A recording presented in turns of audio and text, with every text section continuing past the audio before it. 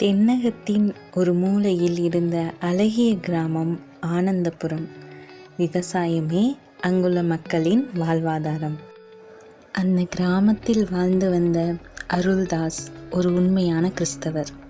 தினமும் அதிகாலையில் எழுந்து வேதம் வாசித்து தேவனை துதித்த பிறகே தன் வயலுக்கு செல்வார்.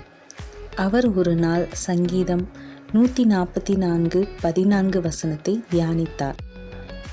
அவர் வாழ்ந்து வந்த பகுதியில் கடுமையான வறட்சியும் அதைத் தொடர்ந்து கால்நடைகளுக்கு ஒரு மர்ம நோயும் பரவியது. பக்கத்து கிராமங்களில் எல்லா மாடுகளும் மடிந்து போயின. பலர் விவசாயத்தை விட்டுவிட்டு நகரங்களுக்கு குடிபோக ஆரம்பித்தனர். அருள்தாஸின் மனைவி, நாமும் ஊரை காலி செய்துவிட்டு போய்விடலாமா? மாடுகளுக்கு நோய் வந்து விட்டால் என்ன செய்வது? திருடர்கள் வந்தால் என்ன செய்வது என்றார். அருள்தாசோ, கர்த்தர் நம் கோட்டை, நமது எருதுகள் பலத்தவைகளாக இருக்கும், சத்துரு உட்புகுதலும் குடியோடி போகுதலும் இராது, வீதிகளில் கூக்குரல் உண்டாகாது என்று அவர் சொல்லியிருக்கிறார்.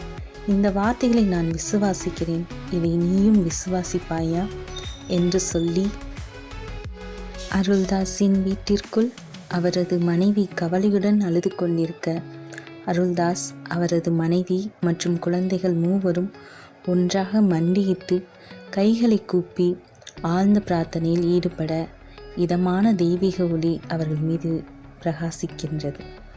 அடுத்த சில வாரங்களிலேயே நடந்தது ஆச்சரியம்.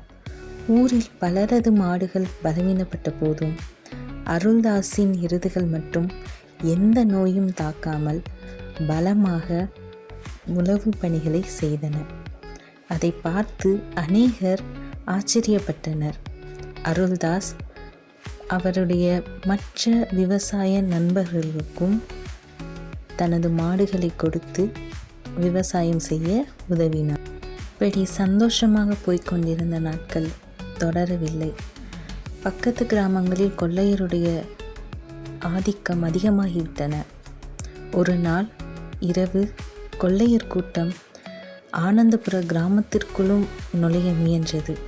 ஆனால் அருள்தாஸின் தெருவுக்குள் அவர்கள் வந்தபோது திடீரென காவல்துறையின் ரோந்து வாகனம் எதிர்பாராத விதமாக வந்து நின்றது. கொள்ளையர்கள் பயந்து ஓடிவிட்டனர். மறுநாள் சுற்றியுள்ள ஊர்களில் திருட்டு நடந்ததால் கூக்குரல் கேட்டது. ஆனால் ஆனந்தபுரத்தின் வீதிகளில் மட்டும் அமைதி நிலவியது. கர்த்தரை தெய்வமாக கொண்டிருக்கிற குடும்பம் எப்பேற்பட்ட சூழ்நிலையிலும் ஆசீர்வதிக்கப்பட்டிருக்கும் என்பதை அனைவரும் அறிந்து தேவனை மகிமைப்படுத்தினர்.